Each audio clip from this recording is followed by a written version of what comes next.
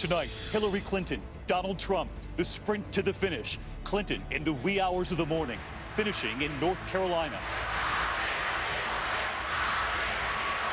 Just hours later, casting her ballot. Will she become America's first woman president? Donald Trump, after midnight, finishing in Michigan. We're hours away from a once-in-a-lifetime change. Flying back to New York, then casting his ballot, a thumbs up. And this image peering over his wife's ballot. And tonight, Trump in a new interview, will he accept the results? He says, we'll see. We're in the battlegrounds, Florida, North Carolina, Pennsylvania, Michigan, Nevada. Our powerhouse political team all live right here in Times Square. A special edition of World News Tonight starts now. From ABC News election headquarters in Times Square, this is a special edition of World News Tonight with David Muir. And good evening from ABC News election headquarters right here in Times Square on this historic night. A presidential race unlike I have ever seen, one of the most divisive campaigns ever. Will it be the first woman president, or will it be the billionaire outsider when this election is all over? 47 million Americans casting their votes early. That's a record. Nearly 100 million expected at the polls today. Millions voting across this country as we come on the air tonight. This room will be a buzz here in just a moment when the first polls close. But look at the lines in the meantime. Across this country, they've been enormous in the battlegrounds of Pennsylvania. They are still waiting to vote at this hour. In Ohio tonight, lines several blocks long. No Republican has won the White House without Ohio. And in Florida tonight, a razor-thin race going in. Early voting setting records there, millions more turning out today. And tonight, the first clues from the exit polls. This is preliminary information, but take a look. It could reflect some of what we'll see later on this evening. First, on the question of race in America, when you break down the voters of the polls, 70% white, 30% non-white. That's the lowest white number we've seen and the highest non-white we've seen, sort of the changing face of America. On the honesty question going into tonight, candidates' honest and trustworthiness, voters were asked, and 35% say only Clinton is honest. Even lower for Trump. Only 30% say Donald Trump is honest. And on perhaps the most important question of the night, when voters were asked which candidate is qualified to be president, 48% said only Clinton, 32% said only Donald Trump is qualified to be president. George Stephanopoulos standing by right here in the studio with what he's watching at this hour, what he believes all of you at home should be watching as we move throughout this evening. But first tonight, with these battlegrounds so tight going into Election Day, we begin with ABC's Cecilia Vega out in the field. David, good evening to you. Hillary Clinton has spent 576 days on the campaign trail. She has made 280 campaign stops. She has visited 37 of these states, and tonight she is trying to make history. Hillary Clinton holding her husband's hand as she walked in to vote. Her campaign ending on a high note. More than 33,000 people on Philadelphia's Independence Mall. The nation's first African-American president, hoping Clinton breaks barriers too. I'm betting that men across this country will have no problem voting for the more qualified candidate who happens to be a woman. Then the passing of the torch, the president helping Clinton to the podium. See, when it's that, it's going to be permanently there for you. That presidential seal emblazoned on the front. We have to bridge the divides in our country. I regret deeply how angry the tone of the campaign became. Not your fault. The night ending with a midnight rally. Clinton looking on, her family by her side.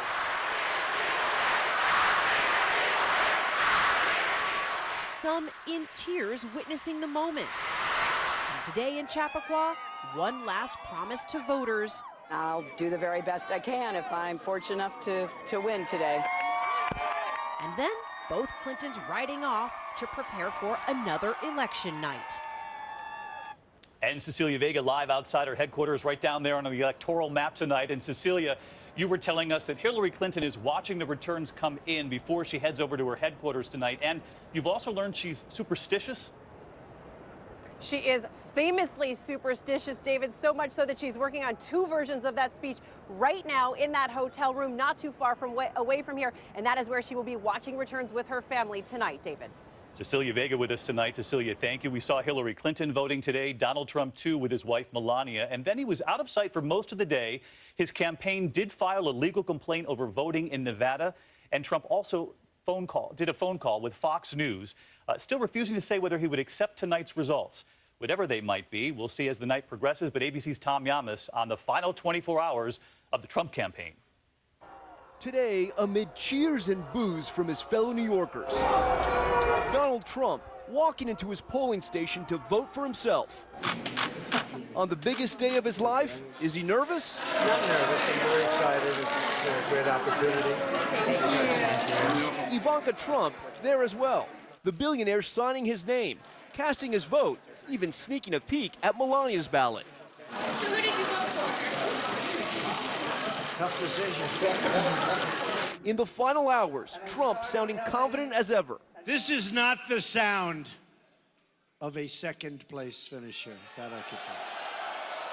Firing up his supporters. We are just one day away from the change you've been waiting for your entire life. And taking shots at Hillary Clinton. Hillary is the face of failure.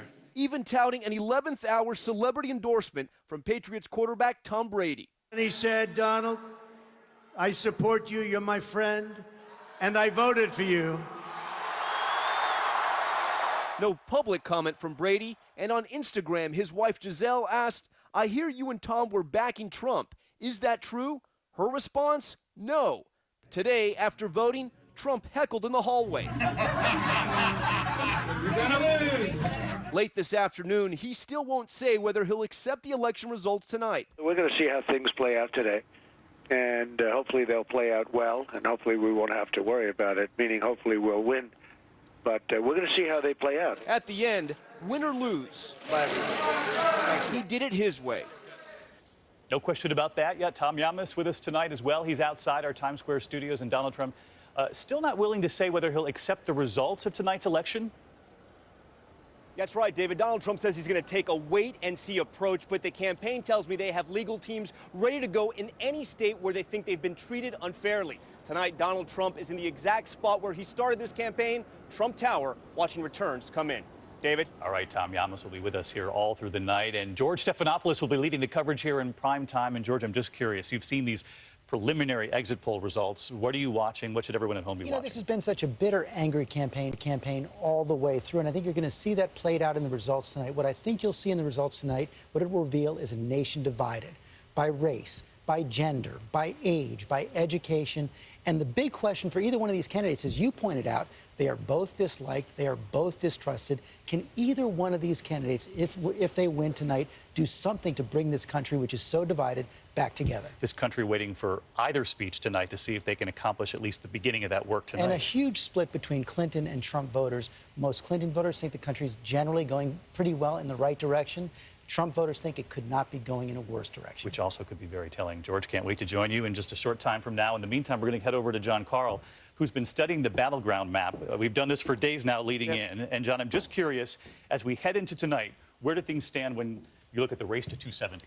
Well, we are where we've been, which is this map favors Hillary Clinton. Look at what Donald Trump has to do tonight to actually win, David. If you look at our race ratings, he has to carry every single one of these gray states. Those are the pure toss-ups. And even if he does that, so even if he wins every single one of these states, he comes up short of the 270 he needs.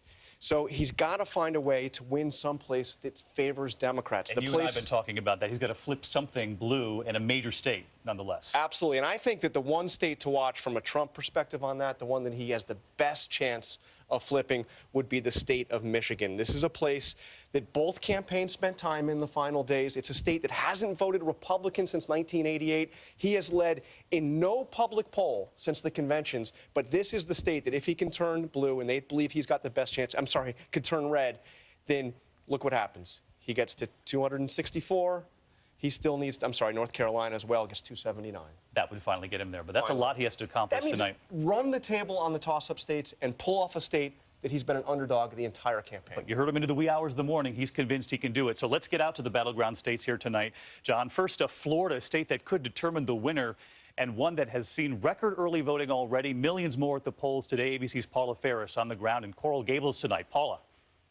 And David, polling stations like this will be closing shortly, but they have been sparse all day. That's because half the state participated in early voting, 6.4 million. Just to put that in context, that's more than the total vote in Florida back in 2000. But digging into those early votes, Democrats traditionally have an edge over registered Republicans. Right now, they have a slight edge, but no one knows where those 1.2 million independents are going to skew. Hillary Clinton's campaign telling ABC News they feel that it's going to lean heavily Hispanic, thus giving her campaign the edge. But David, just to give you a sense of how important Florida is to both campaigns, they visited the Sunshine State more than any other state in the final month. David? Yeah, many have said if Hillary Clinton wins in Florida, it's lights out for tonight. Donald Trump needs Florida. And as John Carl pointed out, so many other of those swing states right there on the map. North Carolina is also pivotal tonight. Another very close race, also an early voting state, and one where the African-American vote helped elect Barack Obama in 2008. He won there by a sliver and then lost to Mitt Romney 4 years later. ABC's Lindsay Davis is in Raleigh tonight on North Carolina. Lindsay. David, voter traffic is once again starting to pick up here in Raleigh, North Carolina. According to the most recent poll here in North Carolina, Trump and Clinton are tied neck and neck. It's all going to come down to voter turnout. More than half of the registered voters here in North Carolina voted early. About 42% of them registered Democrats, about 32% of them registered Republicans. Now, what helped President Obama to eke out a victory in North Carolina in 2008 was the extremely high voter turnout. But then he lost in 2012. And based on what we're hearing as far as early voting here in North Carolina this year, we're talking about 9 points lower as far as black voter turnout than in 2012. David? Which is why Hillary Clinton, the president and first lady, were right there in Pennsylvania last night. And that's where we're going to take you next. Known as Hillary Clinton's firewall, the Keystone State. But there are two Pennsylvanias. And ABC's Deborah Roberts is in the western part of the state tonight in the city of Johnstown. Deborah. David, this state has gone Democratic in the last 6 elections, but Donald Trump is hoping to pull off a surprise here. We're at a polling place in Cambria County, once the steel mill capital of the world. But with unemployment here higher than the national average, this is Trump territory. Kind of a tale of two Pennsylvanias, with large swaths of red and blue when you look at Pittsburgh and Philadelphia, where last night Hillary Clinton urged her base to get out the vote, saying everyone in Philadelphia lives within 5 blocks of their polling place. Pennsylvania in play tonight. David? No question about that. Deborah Roberts in Pennsylvania for us. Deb, thanks so much. And next to Michigan this evening, and as we said, to win, Donald Trump must turn one of the blue states red. And Michigan is one of those states that John Carl circled right here on the board. He's convinced he can turn Michigan. His running mate and family visiting regularly over the final days of this campaign. Clinton and her surrogates, including the president, also in Michigan in the final 24 hours before Election Day. And ABC's David Curley comes to us from Detroit tonight. David, to you.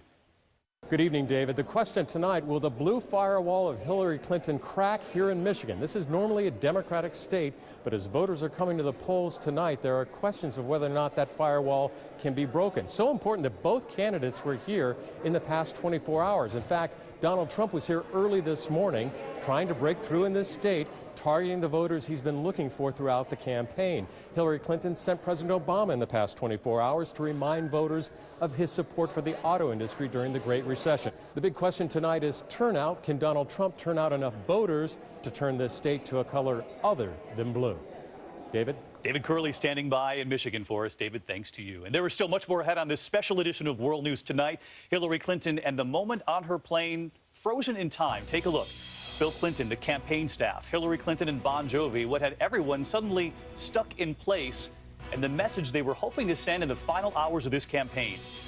And then Ivanka Trump's mother-daughter moment at the polls, with grandfather Donald Trump looking on there, the Trump family heading out to vote today, and then paying tribute to an American pioneer on Election Day, honoring the woman who helped make it possible for millions to go to the polls. The historic gravesite covered in stickers that proudly say, "I voted." We'll be back with our election night coverage from Times Square right here in New York, right after the break.